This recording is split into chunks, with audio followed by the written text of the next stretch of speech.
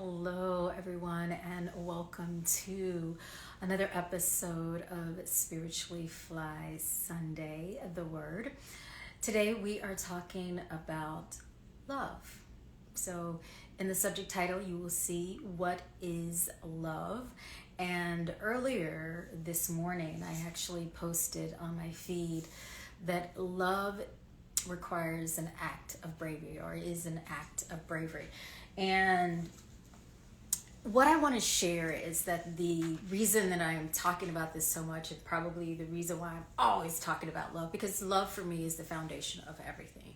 Love is the foundation of the way that I live my life. Love is the foundation of the way that I interact and engage in relationships.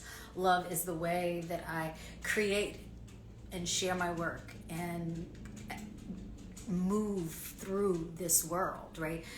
Love is the way that I treat myself, right? So in my book, Spiritually Fly, the first principle, the first chapter, what I call the sutras, is entitled Lead with Love.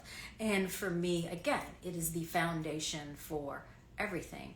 But specifically as it relates to the book, Lead with Love, the concept, the act, the engagement, the feeling, the sensation around love is the foundation of the work that I do and the work that I share when it comes to healing, to neuroprogramming, to reparenting, in terms of elevating and expanding your life. None of that can happen without love. So I want you to first ask yourself this question, and it's one of the questions. It's a whole section in the first chapter. The question is, what is love? What is love for you? Just allow that thought to move through you. Like, what is love for me? What does it feel like? What does it look like? What does it taste like for me? In my book, specifically in chapter 1, page 25, again, that question, what is love, starts out this section. And I talk about this triangular aspect in definition, or approach, I should say, to love. And the approach comes from this American psychologist, Robert Steinberg. And he says that regardless of the relationship you're in, if it's family, if it's an intimate relationship with a partner, if you're loving a friend, but most importantly, that intimate relationship with yourself includes 3 elements. And those 3 major elements is intimacy, passion, and commitment. So if you've taken my Love Notes workshop, I always bring this up because that's kind of the building block in that workshop, are those 3 aspects. So I want to just read really quickly from my book. I'm going to do a couple of different reads from my book today, but let's talk about the 3 elements: the intimacy, passion, and commitment. Intimacy is based on the feelings of closeness, connectedness, and bondedness. Passion includes feelings of desires that focus on physical attraction, romance, and sexual consummation. Commitment revolves around feelings that lead you to remain with someone and move toward a shared goal. Now, here's the deep dive for today.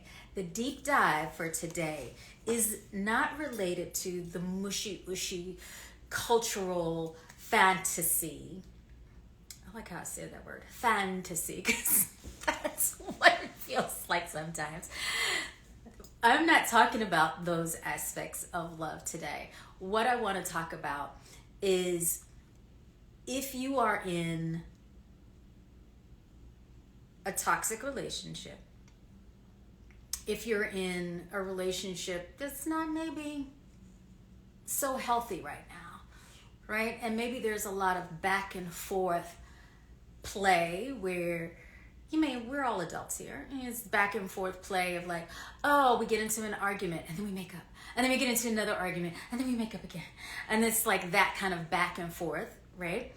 Or maybe you have been in relationships, you're thinking about entering new ones, but for some reason, when you enter a relationship, what happens is that you pick the same thing. And then you start thinking, well, my picker's bad, right? I keep picking the wrong kind of person.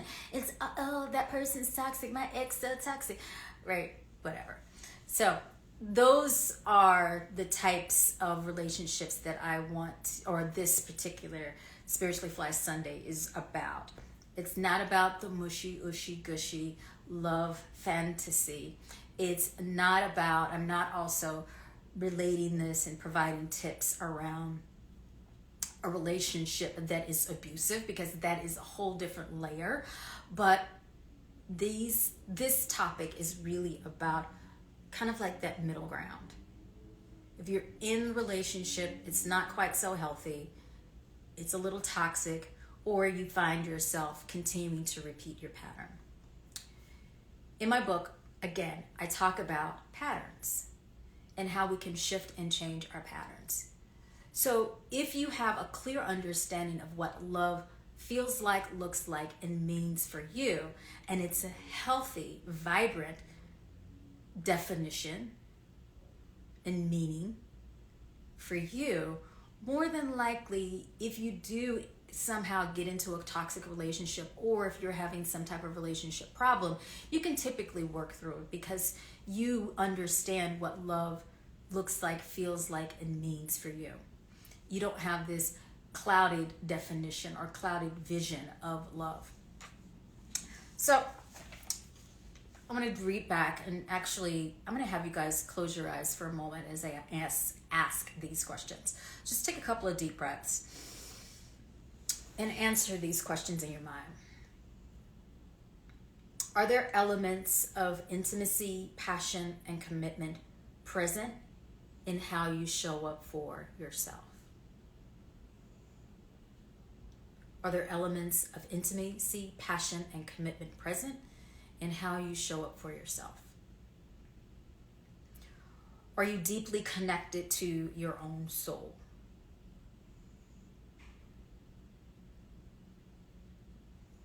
Are you passionate about who you are? Do you fully commit to you? Do you fully commit to you? All right, now take another deep breath in.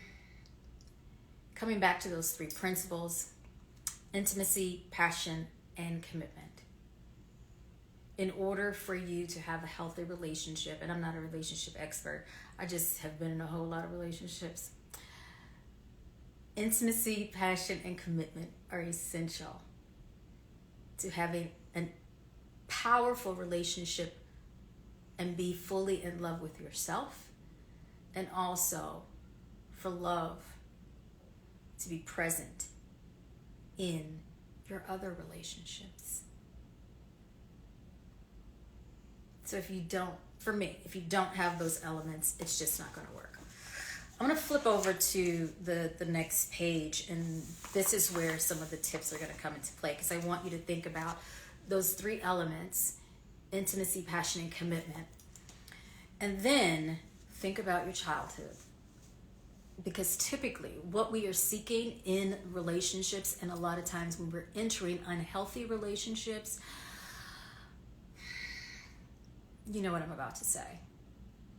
It goes back to childhood programming, cultural programming, things that we've seen during childhood, how our parents, caregivers expressed love towards each other, what their relationships were like, and also what we've seen in the media, television, blah, blah, blah. Okay, so let me just read this, and then I'm going to give a couple points. As we all know, love blends our hearts in many directions. However, it is also a vibrating chemical eruption that occurs in the brain. It fascinates me how our cultural view of love completely contradicts our spiritual view. Culturally, we view and place love on a wildly romantic platinum pedestal of passion. We tell ourselves that if we give more love, then our loved one will change into the person we desire. Our jagged relationship with love also leads us to believe that love will overcome all the inadequacies in the other person. But really, It's not the other person who needs to change. Change is an inside job. You are tasked with loving yourself with the greatest effort, commitment, and devotion. So I want you to think about your childhood, right? Because there are a couple of things that when you are trying to cultivate a healthy relationship, it's important for us to examine. And childhood examination, study of our childhood and the way that we engaged in love in relationships is truly one of the fundamental ways that we move forward into healing ourselves and move forward in healthy relationships. So do the childhood work. That's a lot of the work that I do. A lot of the meditations and breath work that I do are around going back into childhood, reprogramming, resetting, reparenting ourselves, and just doing a self-examination. Not getting stuck in the childhood, not doing the blaming or anything like that, but it's important that you have to understand your childhood programming, and then from there, look at your patterns. What is your pattern around love? What have your relationships been like? What is your relationship to yourself? Do you even give yourself enough love so that you don't have to seek that confirmation from someone else? It's really fascinating because we will seek out relationships. And this is not just for our romantic relationships. We will sometimes seek out friend relationships. We'll seek out the comfort of our parents constantly, right? Trying to cultivate some type of new relationship in them because we weren't provided with what we needed. And so as we move forward to cultivate healthy relationships in love, we have to craft a new way of existing. And that's why love is a brave act.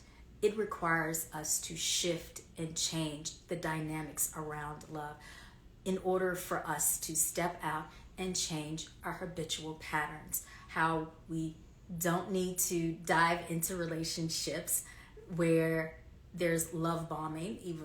Either we're doing the love bombing, right? Or the person that we're choosing is doing the love bombing. You guys know what I mean. It's like you hurry up and get in a relationship and it's like, oh my God, I love you after like 1 week. And you're like, oh my God, you're my everything. Oh my goodness, I love. Baby, please.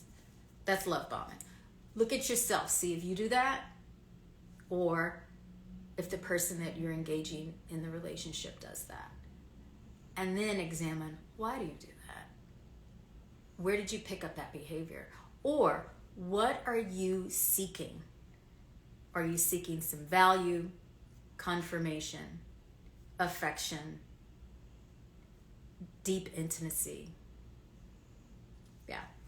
The other thing I think is really important is this thought around us not being important. And so when we dive into the love aspect, we have to reset who we are so that we can feel significant, so that we can feel important.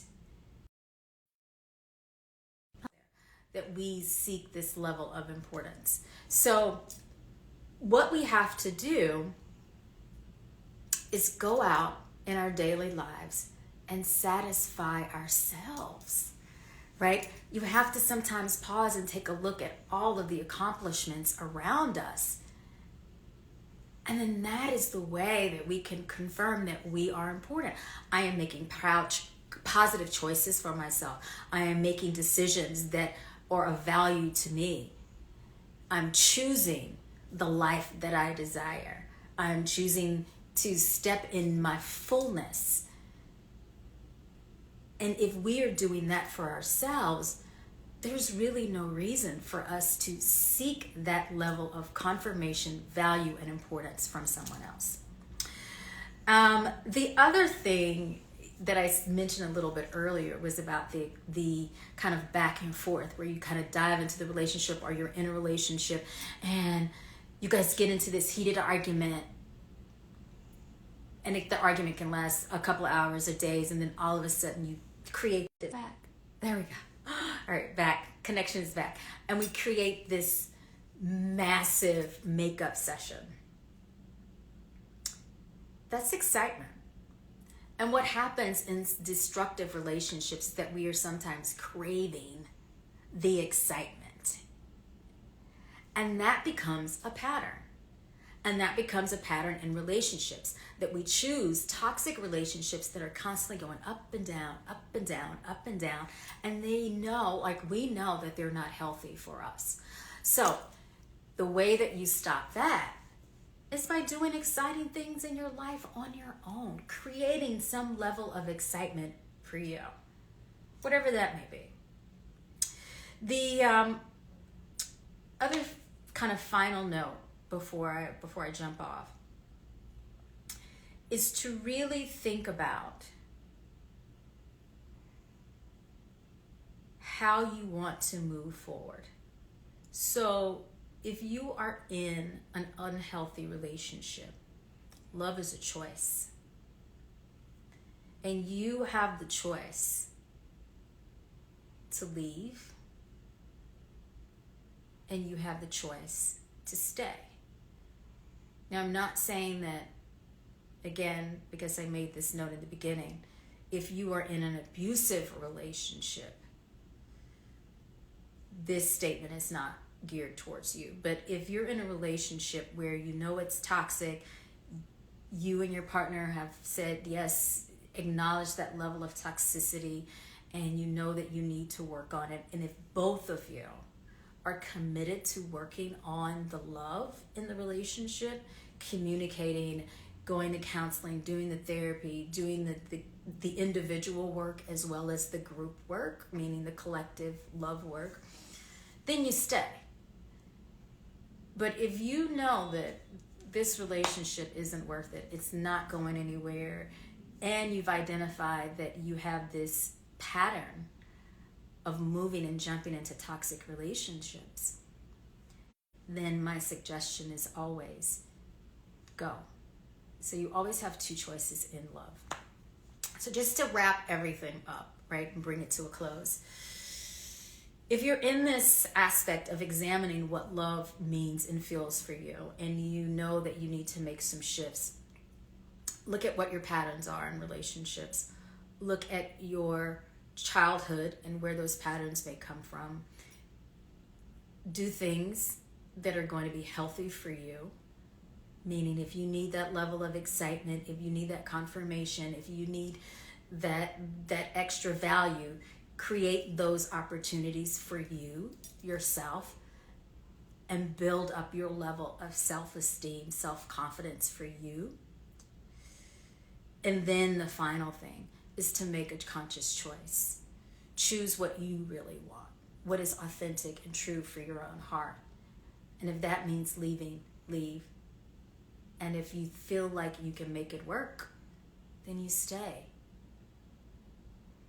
And you and your partner together do the work. So that's it for today's session around what is love. It was a whole lot going on, but the things that are really, really important is to cultivate love within yourself. And one of the ways that I enjoy cultivating love for myself is to think about those three pillars.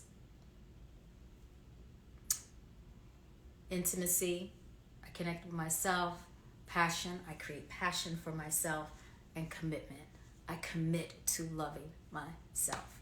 So thank you so much, everyone. Again, in chapter 1, Lead with Love, a lot of the concepts are in here that I talk about. A lot of the parenting, reprogramming, self-love, and the foundation of everything, of course, is love. Have a beautiful Sunday, everybody, and take care. Ciao.